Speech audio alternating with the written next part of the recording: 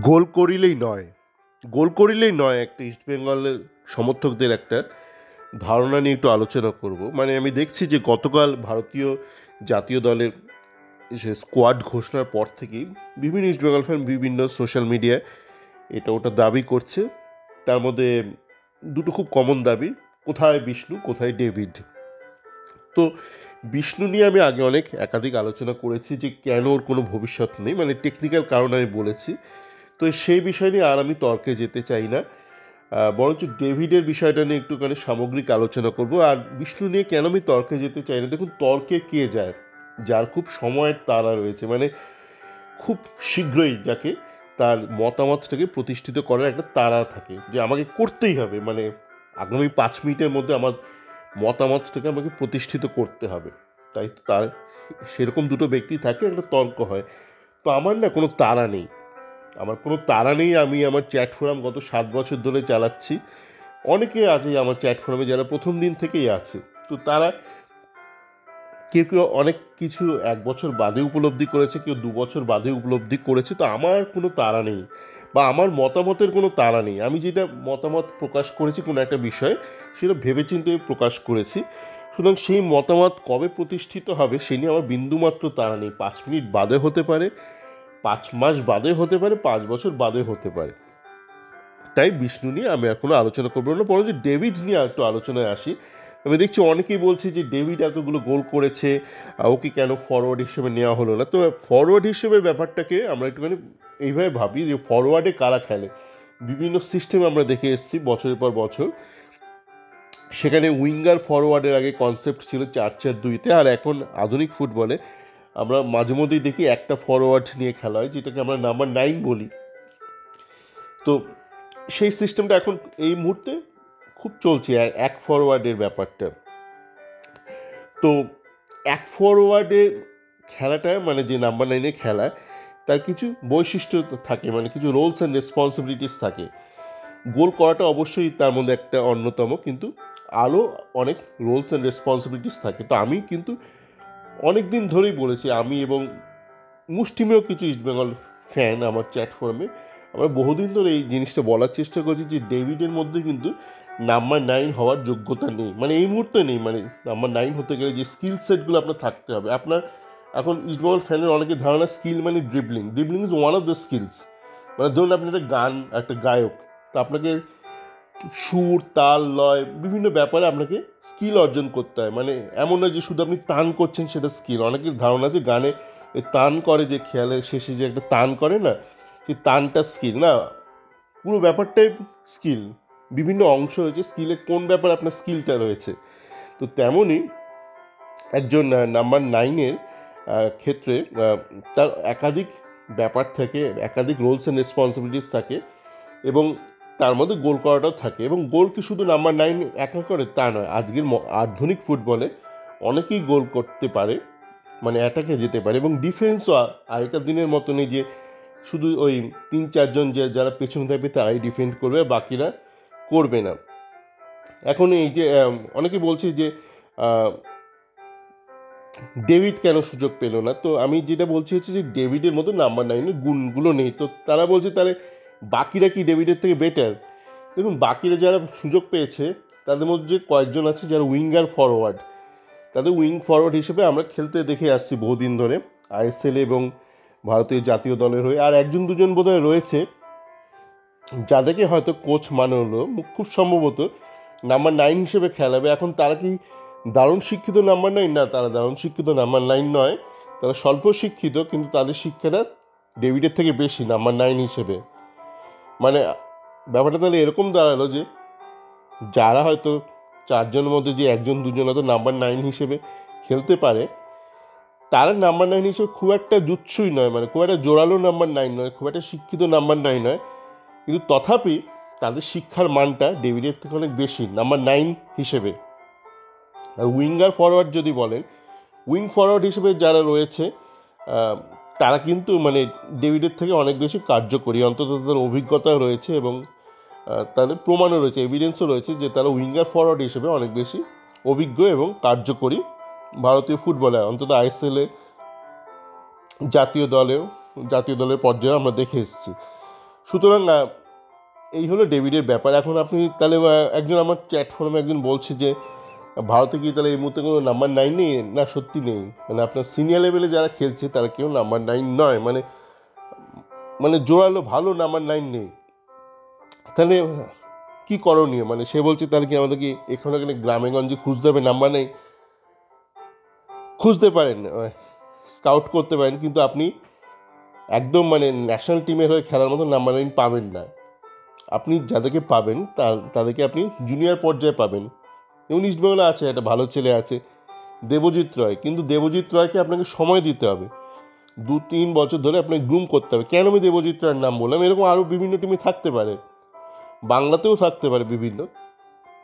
কেন দেবজিৎ রায় বললাম, কেননা ওই ওয়ান সিস্টেম ফরওয়ার্ডে যেখানে সেন্টার ফরওয়ার্ড বা নাম্বার 9 খেলছে, সেখানে তার যে গুণগুলো থাকা দরকার, বাঁদিক ডান দিক দুদিকে মোচড় দিতে পারে, মানে মাঝখান থেকে মানে খেলাটাকে আবার তার কাছে বল এলে বলটা ধরে ডান দিক বাদিক করতে পারে, ব্যাক করতে পারে, যে লিড করতে পারে যে অ্যাটাকটা, সেটা দেবজিতের মধ্যে আছে। কিন্তু কোন লেভেলে আছে? ও যে লেভেলে খেলছে এই মুহূর্তে, যে জুনিয়র লেভেলে, সেই লেভেলেও ও সেটা প্রদর্শন করেছে। এবার সিনিয়র লেভেলে কিন্তু চট করে ওকে আপনি তুলতে পারবেন না। মানে সিনিয়র লেভেলে আপনাকে কনসিয়াসলি ওকে গ্রুম করতে হবে, ওর যে স্কিলগুলো আছে সেগুলো আরও শার্প করতে হবে, আরও ধারালো করতে হবে। ধারালো কথাটা মানে কি? মানে আপনি তো ছুরির কথা বলছেন না, মানে ধারালো in the sense speed, accuracy, power, এগুলো বাড়াতে হবে।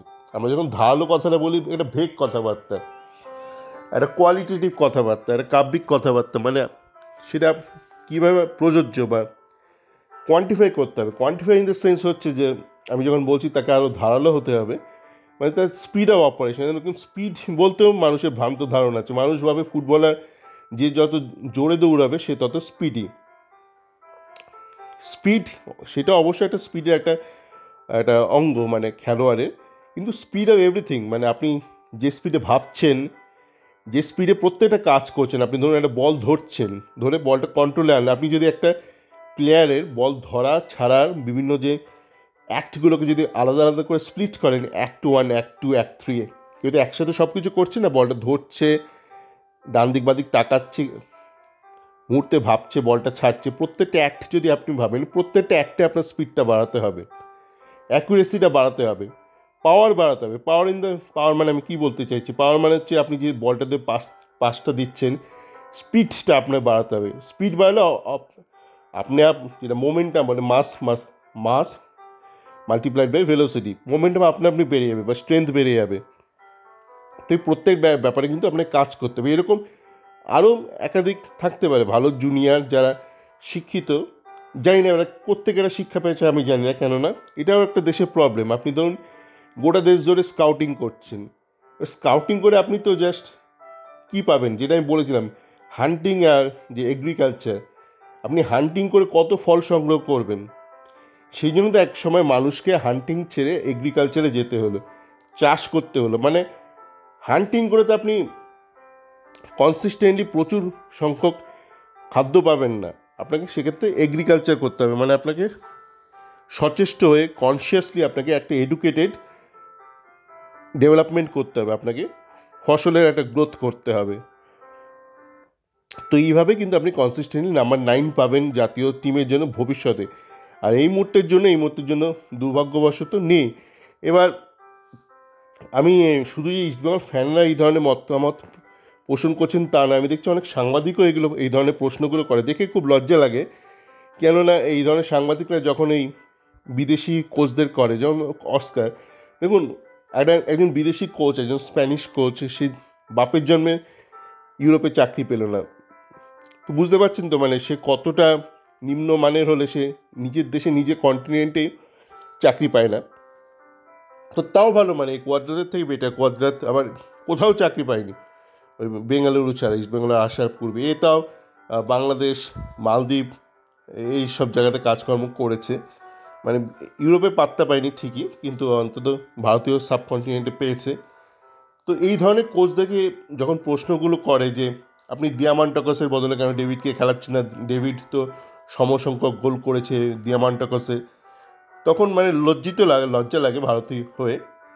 কেননা এখানে আপনি আবার একটা ভুল করছেন, যে গোল করিলে কিন্তু সে নাম্বার 9 নয়, সে তো শুভাশিস বোসও গোল করেছে সেন্টার ব্যাক বা সাইড ব্যাকে যে খেলে মোহনবাগান সুপার জায়েন্টে। তাহলে সে স্ট্রাইকার হয়ে গেল, নাম্বার 9 হয়ে গেল। তো নাম্বার 9 হিসেবে স্টিফেন কনস্ট্যান্টিন যখন ছিল কোচ ইস্ট বেঙ্গলের, তখন উইন্টার ব্রেকে একটা প্লেয়ারকে এনেছিল জেক জার্ভিস, সে কিন্তু শুধু একটা গোল করেছিল, সে নাম্বার 9 হিসেবে খুব ভালো খেলেছিল। মানে ও আসার পর থেকে ইস্ট বেঙ্গল খেলাটা অনেক খুলে গিয়েছে, মানে তার আগে ক্লেটন সিলভার নাম্বার 9 হয়ে খুব একটা সুবিধা করতে পারছিল না। তো ও আসার পর ক্লেটনকে 10 করে দেয়, মানে সেকেন্ড স্ট্রাইকার করে দেয়। তো জেক জার্ভিস হয়তো গোল একটা করেছে, কিন্তু জেক জার্ভিস সারাক্ষণ বিপক্ষ ডিফেন্সে ত্রাস সঞ্চার করতো এবং স্পেস ক্রিয়েট করতো এবং মুভমেন্ট ক্রিয়েট করতো। তো সেই কাজগুলো কিন্তু ডেভিড পারে না। এবং আমি দেখেছি, সাংবাদিক ছেড়ে দিন, এই মুহূর্তে বাংলায় যারা সাংবাদিকতা করছে, সে প্রিন্ট মিডিয়া বলুন বা ডিজিটাল মিডিয়া, আমি একটাকেও দেখে আমার শিক্ষিত মনে হয় না। ইউটিউবারদের কথা বাদই দিলাম, এরা তো এমনিতেই এদের শিক্ষার অভাব রয়েছে। গতকাল একটা ইউটিউবারকে দেখছিলাম, এরা আবার খুব জনপ্রিয় ইউটিউবার, সে বলছে যে আর্কাটাকের বিরুদ্ধে ইস্টবেঙ্গল কিছু করে উঠতে পারেনি, কারণ ইস্টবেঙ্গলের বিদেশিরা এমন নয় যে 2-3 জনকে কাটিয়ে নেবে। এবং একই মতামত কিন্তু শুধু এই ইউটিউবার না, আমি অনেক প্রাক্তন বাঙালি খেলোয়াড়কেও বলতে শুনেছি, 2-3 জনকে কাটানোর মতন বিদেশি নেই। দেখুন, 2-3 জনকে কাটিয়ে গোল করা আজকের দিনে, আজকে 2025-এ দাঁড়িয়ে এটা খুব একটা সহজ নয়। আপনি যদি ইউটিউবে যান, দেখবেন কয়েক মাস আগে, প্রায় 11 মাস আগে, ইরান 5-0 গোলে হারিয়েছিল তুর্কমেনিস্তানকে। এবং তুর্কমেনিস্তানের ন্যাশনাল টিমের প্লেয়ারে মোটামুটি কিন্তু আর্কাটাকের প্লেয়ার। দেখবেন 5টা গোলের মধ্যে কটা গোল এভাবে একজন সবাইকে কাটিয়ে করেছে, একটাও উদাহরণ পাবেন না। এটা কিন্তু একটা টিম গেম, আপনাকে টিম গেম করে কম্বাইন্ড অ্যাটাক করে কম্বাইন্ড ডিফেন্সকে অতিক্রম করতে হবে। এটা সাংবাদিকরা, ইউটিউবাররা, ফ্যানদের কথা বাদই দিলাম, প্রাক্তন খেলা প্রত্যেকে বলছে প্রায়, যে একা একা সবাইকে কাটিয়ে গোল করতে হবে, এরকম প্লেয়ার চাই। এর কোন যুগে আপনারা বাস করছেন? যারা প্রাক্তন খেলোয়াড় বলছে, মোটামুটি তারা ওই 1980-90 দশকের প্লেয়ার ছিল। তো সেই যুগে, এখন তারা অনেক বাতেলা মারে, সেই যুগের ম্যাচের প্রিন্ট এই তো নেই, মানে ভিডিও নেই। সেই যুগে কিন্তু খুব একটা অর্গানাইজড খেলা হতো না, মানে সাধারণত খুব একটা অর্গানাইজড খেলা হতো না। মাঝে মধ্যে যখন ধরুন ডায়মন্ড সিস্টেম এনেছিল অমল দত্ত, তখন হতো, বা পরবর্তীকালে আর্মান্দো কোলাসো করেছিল। একবার আমার মনে আছে, পিকে ব্যানার্জি দারুণ একটা টিম বানিয়েছিল রেলওয়েজের জন্য, সন্তোষ ট্রফির জন্য, সেটা অসাধারণ একটা কম্বাইন্ড প্লে করেছিল। কিন্তু ম্যাক্সিমাম টাইমে একটা ডিসঅর্গানাইজড খেলা হতো, যে স্ট্রাইকার, যে শিশির ঘোষ, চিমা, বাইচুং ও বক্সের আশপাশে ঘোরাঘুরি করতো, ওঠানামা করতো না। তো ডেভিড হলো সেই যুগের স্ট্রাইকার, 1980-90 দশকে, বক্সের ওপর থাকবে, বক্সের আশপাশে থাকবে, মানে ওখানে যদি বল টল পায় কিছু একটা করতে পারবে। তো আজকের যুগে কিন্তু সেই ফুটবলটা নেই, মানে আপনি চাইলেও করতে পারবেন না, কেননা বাকিরা তো আপনাকে অ্যালাউ করবে না। তো আপনি যদি 1 ফরওয়ার্ড সিস্টেমে খেলেন বা 2 ফরওয়ার্ড সিস্টেমে, আপনাকে সারাক্ষণ ইনভলভ থাকতে হবে, খেলায় অংশগ্রহণ করতে হবে, যেটা আগেকার দিনে মাঝে মধ্যে ধরুন কেউ নামলো নিচে, চিমা নামলো, ওর যখন আবার বিদেশ থেকে ফেরত এলো, বা বাইচুং একটু নামলো, আমরা তো আহা কি খেলেছে, নিচে নেমে সাহায্য করছে। এখন কিন্তু আহার ব্যাপার নেই, এটা না করলেই বলবে এ কি কোথাকার প্লেয়ার, কোমরে হাত দিয়ে দাঁড়িয়ে আছে।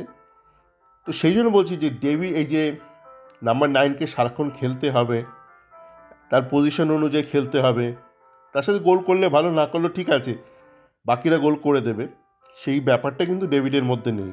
আপনি 4টে গোল করলেন আর সারা ম্যাচে নাম্বার 9-এর দায়িত্ব পালন করলেন না, তা হবে না। আপনাকে দায়িত্বটাকে পালন করতে হবে, তার সাথে গোল করলে ঠিকই আছে। এবার ধরুন যদি ডেভিড এমন হতো যে নাম্বার 9-এ সব কিছু পারে, যেমন জেক জার্ভিস গোল কানা ছিল, বাকি সব কিছু তুখোর করতো নাম্বার 9-এ, যদি ডেভিড তাও হতো, ডেভিডকে নিয়ে নিত, কেননা ওই কাজটা করারই কেউ নেই ভারতীয় টিমে, ন্যাশনাল টিমে, যে ওপরে করবে কাজটা। এই যে সুনীল ছেত্রীকে এখন নিয়ে এসছে ফেরত, সুনীল করকে গালমন্দ করছে, আমি জানি না সুনীলকে গালমন্দ করে কী হবে। সুনীল তো আর নাম্বার 9-এর উত্থান আটকে রাখেনি, নাম্বার 9 তো আপনার আইএসএলেই নেই। যদি এমন হতো যে নাম্বার 9 কেউ কোনো ভারতীয় আইএসএলে দাপিয়ে নাম্বার 9 খেলছে এবং সুনীল আসার ফলে সে জাতীয় দলে সুযোগ পাচ্ছে না, তাহলে আপনি সুনীলকে গাল দিতে পারতেন, কিন্তু কেউ তো নেই। যে চারজনকে নিয়েছে আপনার ডেভিড, এটা কেউই নাম্বার 9 নয়, নাম্বার 9 হিসেবে তারা খেলতে পারে না, আইএসএলও তারা খেলতে পারে না। তো সেক্ষেত্রে সুনীলকে গালাগাল দিয়ে কী হবে? সুনীল নিজেও নাম্বার 9 হিসেবে খেলবে না, একটু উইথড্রল হয়তো খেলবে, ফলস 9 খেলবে, বা হয়তো উইং কিছু একটা খেলবে। সুনীলের নাম্বার 9 খেলার ক্ষমতা নেই, বহুদিন সে ক্ষমতা লোপ পেয়েছে। তো যাকে এটাই বলার ছিল। আবার বলছি, এটা নিয়ে আমি কোনো তর্ক করতে চাই না, কারণ আমার কোনো তাড়া নেই। সকলে ভালো থাকবেন।